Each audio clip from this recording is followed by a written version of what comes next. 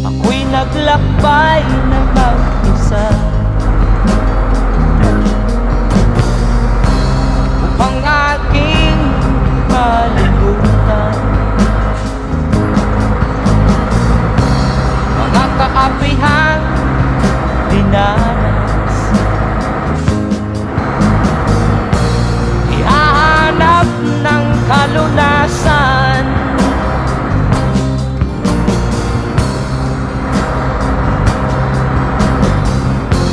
kami hinamak ng lubusan,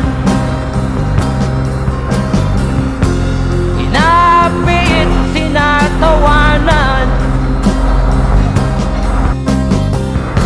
Kami tinuring na basahan, sila ba